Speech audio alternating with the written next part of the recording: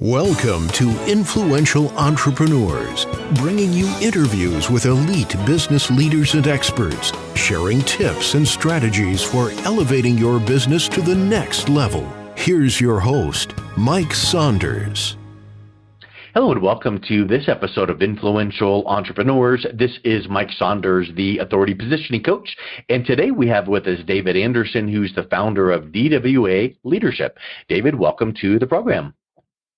Thank you. Thank you very much, Mike. Pleased to be here.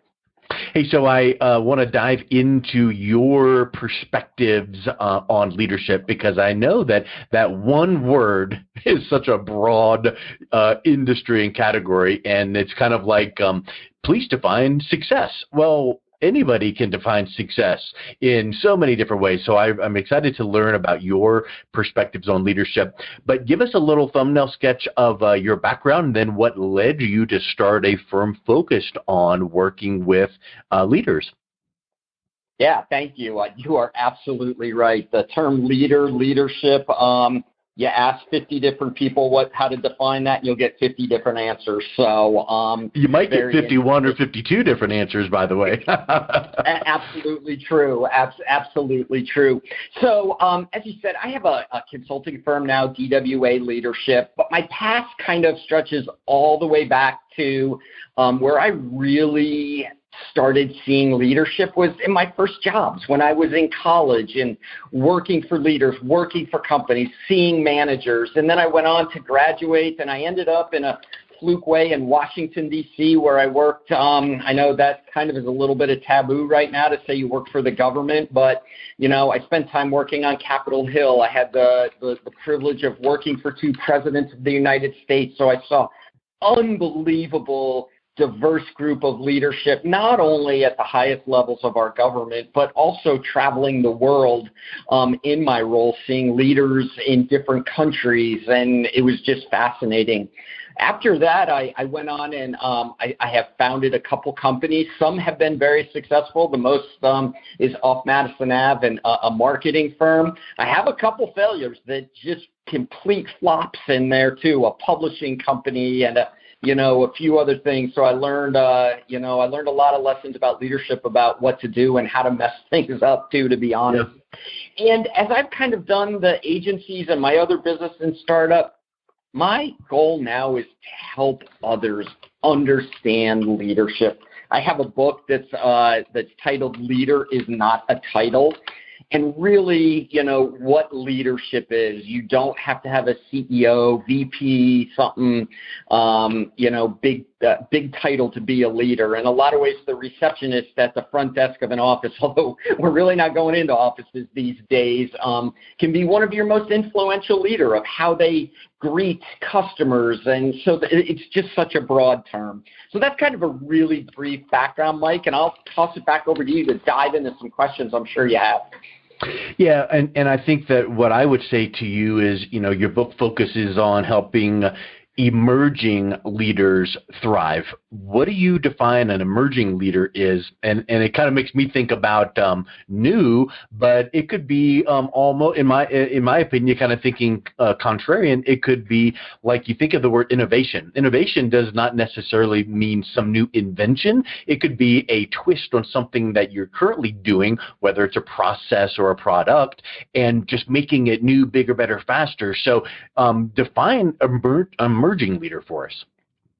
Yeah, that's a great question. And, I think you hit on a very good point. Leader doesn't always mean that you are managing people or you have a team or people are reporting to you. Leadership is taking the initiative in some of the things that you just showed, that you just talked about with innovation. Emerging leaders are ones that are going into a new position or in an existing position, and they think different. They're not just about doing the status quo. They influence their coworkers through innovation and thinking different and building relationships. All of that can be done without a title.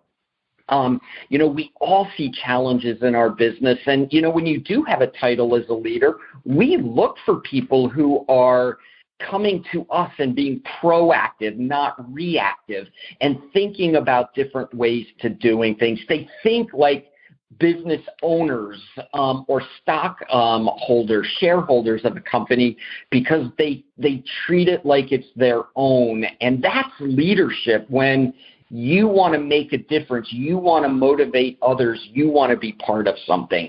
And again, emerging leaders, we in our businesses, multiple businesses, we're constantly looking for who our next level of leaders, by title or by leading something in our business, just by their actions and attitude, to be honest with you. Leadership's a mindset when you get right down to it. I could go on and on, Mike, but I'll let you kind of go from there. But I could probably spend the next 15 minutes just talking about that. But 15 hours probably, yeah. Exactly. So let's also think about this. I love the point you made that leadership is a mindset.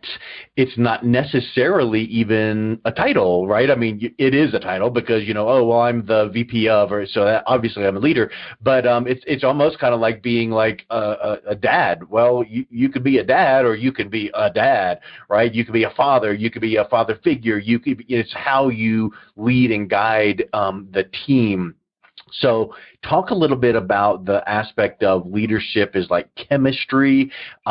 It's not only like in your book, you talk about mixing the right people together for the best results. It's also seeing from that 30,000-foot view, knowing when to pull and prod and push and not to push your team because then they feel pushed, but you want to create that vision and that mission around the goal so that they're pulled to perform whatever that may be, because at that point, now the whole team is rallying together to get things done, not just because the boss told them to.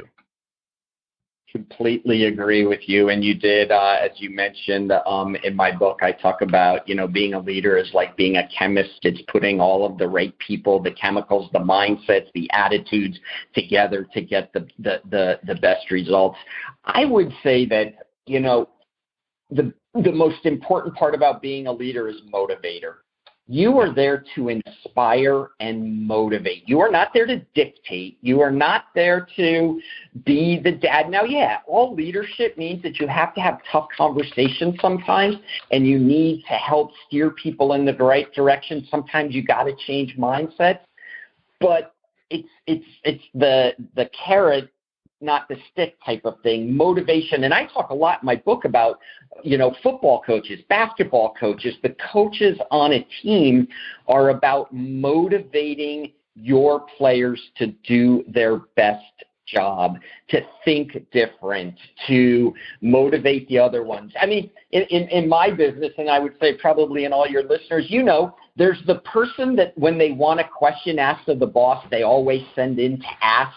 Hey, in my office, they'll send Sasha in, or in the past it was Kevin. That's a form of leadership. That means that your coworkers, your peers are looking to you for guidance and help and to help tough situations. That's really what leadership is. And you do that through building relationships with people that allows you to inspire and motivate them. Honestly, not just for, to the team, but to allow them to reach their full potential. That's really what it is. True leaders help others reach their full potential. In my book, Jack Welch has a great quote that says, before you are a leader, success is all about growing yourself. When you become a leader, success is all about growing others. Yeah. And I firmly believe that. You mentioned full potential, and I know that sometimes this happens in organizations where a leader develops their team so well to their full potential that one or two of them rise to the top and move on and get picked up by some other, opportunity. And now all of a sudden the leader goes, well, if I hadn't, maybe they think this, they might not verbalize it, but, well, if I hadn't developed them so much, they might not have been in demand and I'd still have my good performer here. So what do you say to someone that goes, okay, you need to give them your all. You need to help them develop to their full potential, no matter what that might be. And it might mean that they move on and you start the process over with the next person. That's so funny. I got to tell you, Mike, just yesterday, kind of my role in my company, the agency and the software company is different. So I have GM and CEO of that, but the agency CEO said to me yesterday, such and such is leaving. She's going on to another job. And, you know, that feeling of, oh, crap, that does so much work. But I call leadership maturity is when you realize that you've helped that other reach their full potential. That person in our company is going on to a new job. She's going to be doing something bigger. She's making more money. And you know what? She'll always be an advocate of our organization and going forward. It's kind of like, you know, I told you before we started the call, my oldest son just graduated from college 2 weeks ago. And now I see him go off to get his first job. And it's that feeling of, you know, I did some good, is where I've really grown in my own mindset, my own leadership mindset around that. I'm here to help other people, even though it's going to create some headache for me. Yes. And I think that, I don't know, you can think of it like, you know, what goes around comes around, or when you provide, you know, would do enough, you know, when you help people get what they want, you get what you want in life, all these, you know, axioms in business and life that you can think about.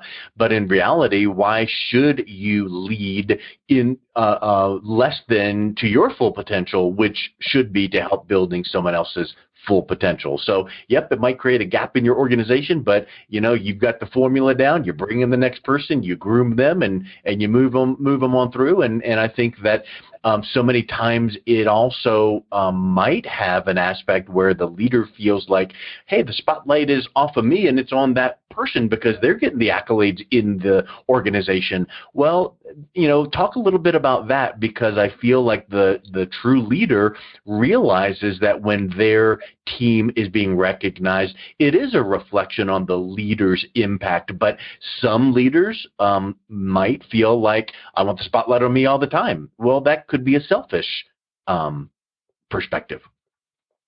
Yes, absolutely. And there's plenty of books written about that, about ego, you know, getting in your way and all of that. And, you know, again, I term it leadership maturity. When you just realize that, you know, the team you build around you makes you look good. I will tell you, having worked for 2 presidents of the United States, the biggest lesson I learned was the importance of having great people around you. You know, those people that can challenge you respectfully. You know, I never saw somebody not be respectful. But I did hear people say, you know, Mr. President, is that, you know, have you considered this? Have you thought about that? Have you done this? And you know, you got to have that. And when leaders understand that you're only as good as the team that you have around you, you will become great leaders. And the people above you will see that. Holy Toledo, look how many people have come out of Jimmy's department to go on to success in other things. We need to move him or her up to do other things within our organization, and letting go of that ego and it's about me. You know, you'll sleep a lot better at night too. I will tell you, when you I'm a big believer in what, you know, goes around, comes around, do the right thing, work hard, and, you know, great people see it. And I will tell you, if you're that kind of leader and you're not getting that kind of recognition in the company that you're in, maybe it's time for you to look someplace else too. Because, you know, what you just talked about a minute ago about and what just happened in our company, somebody left. Well, shame on us if we don't have that person's replacement, you know, groomed, or have somebody that we've identified outside the company to come in, because leadership is thinking 10 yards, whatever, 100 yards in front of yourself, thinking ahead of the next move. And that's really, you know, what needs to be done. 100%. And the time, you know, it's kind of like in a business, when you have the dichotomy between prospecting and marketing and fulfilling all of the orders that came in or all of the clients that came in. Well, if you don't have your system set up the right way, you put on one hat to go out there and do your business development, and then here comes the business and you put the other hat and fulfill. Well, then you're neglecting future marketing, because once you start fulfilling and getting down to that last piece of business, now you look around and go, well, I need more. Well, you don't just flip the switch and get it. It's got to be that constant process. So yes, in your point there, when you have a team member that's moving on, you need to have that little, get the network out there and maybe tap someone on the shoulder to be replacing that person just because of your networking that you're doing. So I think that's a really, really big point. Also, one of the things you talk about in your book is the difference between a leader and a coach. And I'm sure that, you can picture in your mind two circles, and at some point there's some overlap where they're kind of the same, but where are they different? What's the difference between a leader and a coach?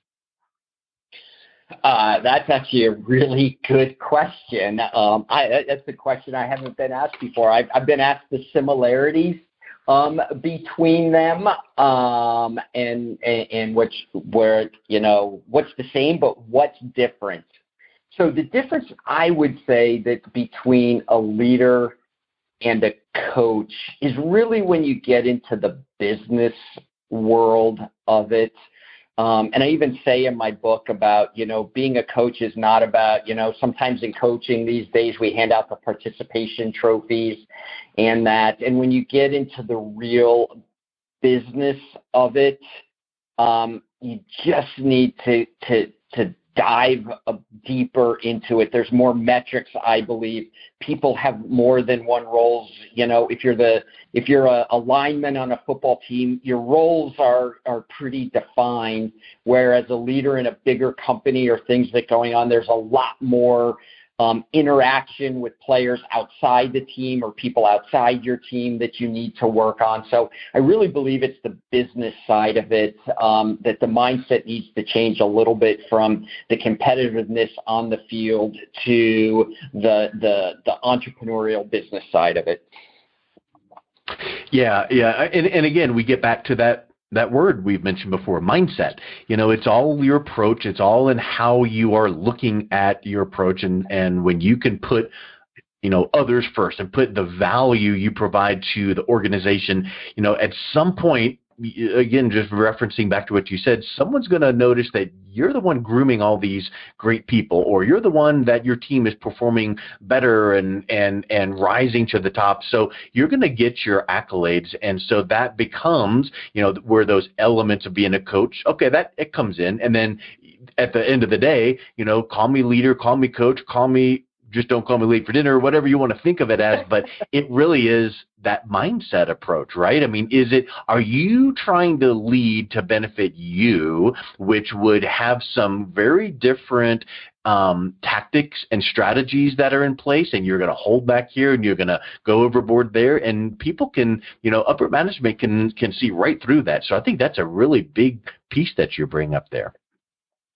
Yeah, I would agree with you. You just hit the nail on the head about, you may think you're fooling the people that you report to, that it's all you, but truly great leaders, they look down through their organization and they're going to see through that of what you're saying. So it's a great point that you're only fooling yourself, that if you think you're responsible for achieving all the results. It just doesn't work that way.